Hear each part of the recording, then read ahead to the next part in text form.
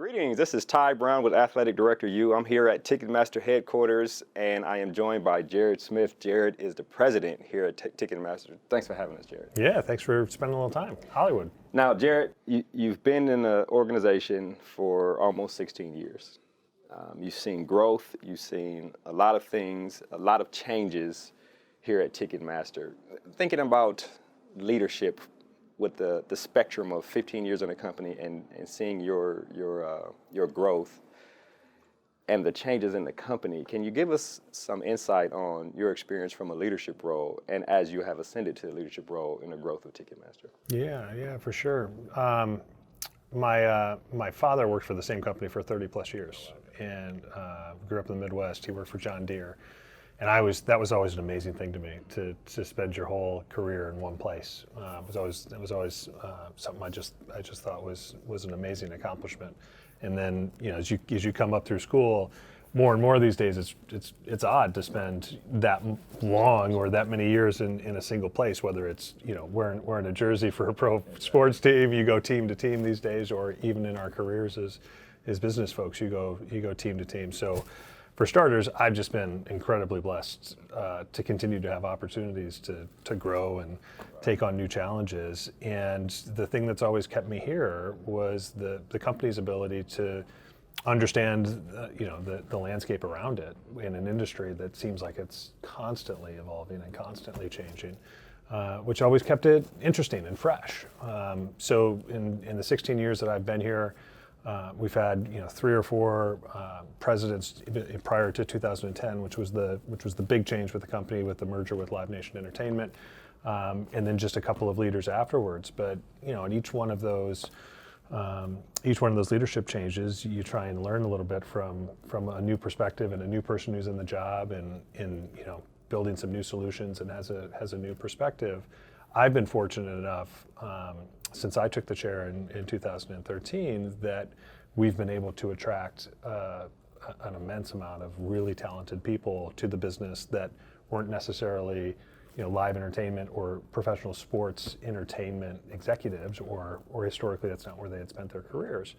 So we've always tried to balance 42 years in the ticketing business as the ticketing leader. We've got immense ticketing knowledge and industry knowledge within almost every crevice of the organization. So for me, it was really important to bring some outside perspectives to complement what we had been doing as a company. So whether it was bringing great product and tech leadership from companies that we admired, like at Salesforce, or some of those on our enterprise side of the business, other marketplaces that had done well on the consumer side of the business, or business expertise from other industries and genres that would come in and help us think about it differently. So that was really been the mission over the last 5 years, is to continue to bring in leaders with new perspectives and coalesce around a leadership team that could sit and be excited about the opportunities that were in the business, but do it in a way that was taking the best of thinking from each of these other industries and applying it to ours. Right. You mentioned the inflection point of Live Nation. 2010. And then, of course, after that growth since then, and now you finish by saying that you're bringing in people who maybe from outside industries or who can add outside perspectives. Why is that? Let me ask this question this way. Is that in the fabric of Ticketmaster? Is that something you brought to the table? I mean, the company's been around for 40 some years. Yeah, not entirely. Okay. We've always had a number of people who have come in from outside the business. But for when I joined the business and for the first kind of 8-ish years that I was here, most of the leadership team was from the industry, right. And I'm a product of part of that heritage of. We promoted a lot of people from within, so right. For me it worked out really great. I think 2 things happened in 2010 with the merger with Live Nation. Number one, and I've said this in a number of different settings, the greatest thing that ever happened to the company, in my opinion, was the merger with Live Nation, because it set the company on a different path for its investment profile backed in the product and tech. Live Nation being at one time Ticketmaster's largest customer, and we still treat it like our largest customer. They're in the live entertainment business, and that is their core business. Right. So they wake up every day looking at Ticketmaster, this thing that they now own, and say, how are we going to make sure that for us and for clients like us, whether it's a university or a Broadway theater or an NBA team, how are we going to make sure that we provide the best ticketing technology and service for our venues and for the fans on the other side of that?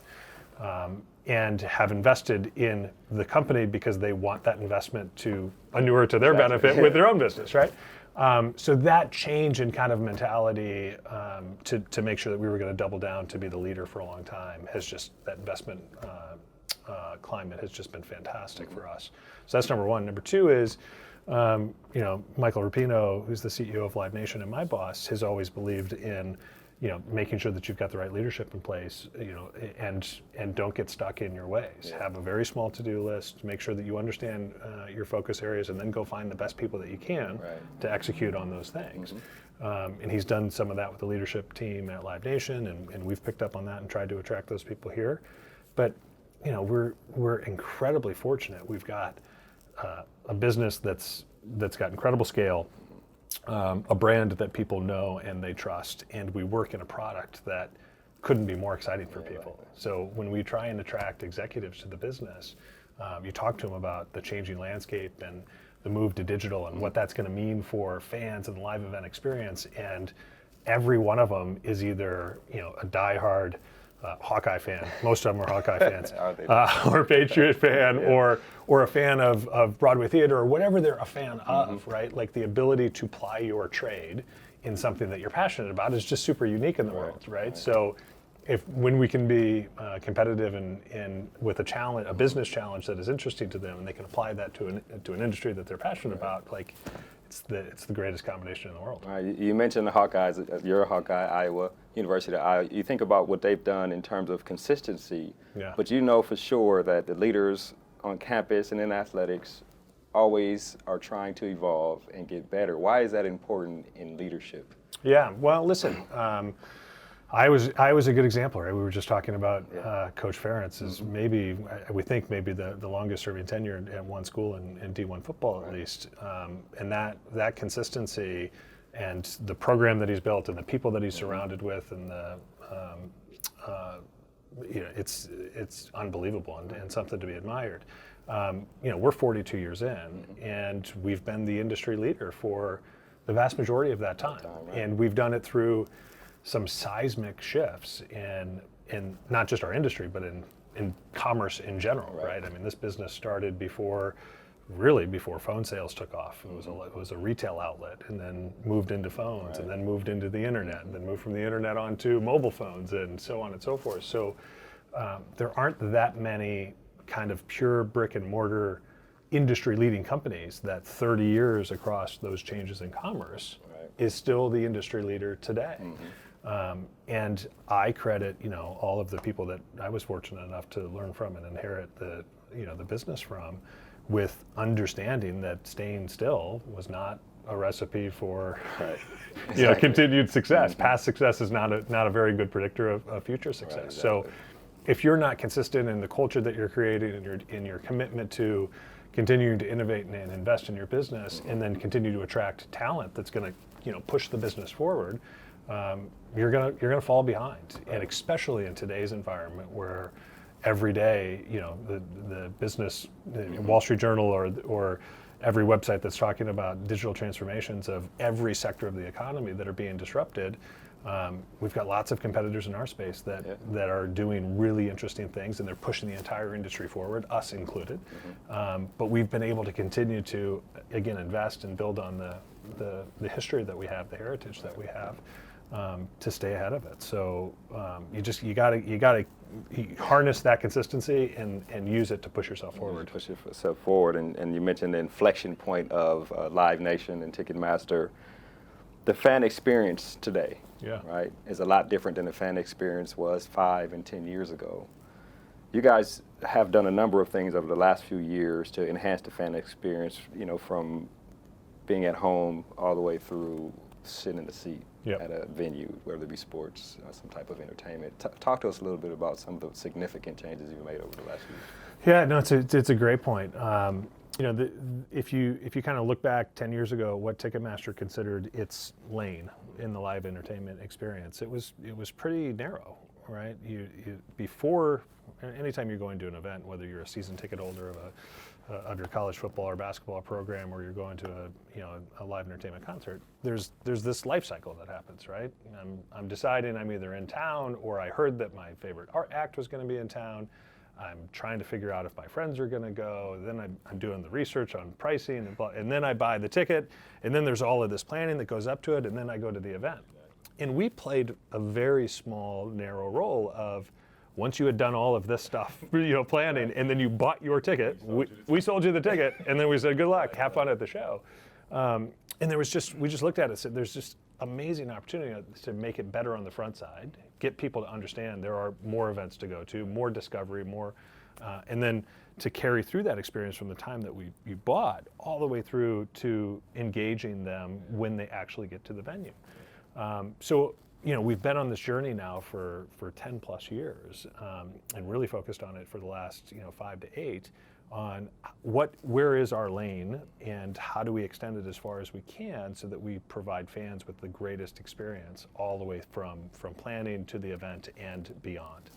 And there's a couple of things that have been key to that, not the least of which is literally the ticket itself is transforming, right? So since the time of the Roman Colosseum, it's just, access is some physical thing that you presented to some physical person at the venue. And it might have been slate back then and paper today, but however they did it, it hasn't changed literally for hundreds of years until very, very recently.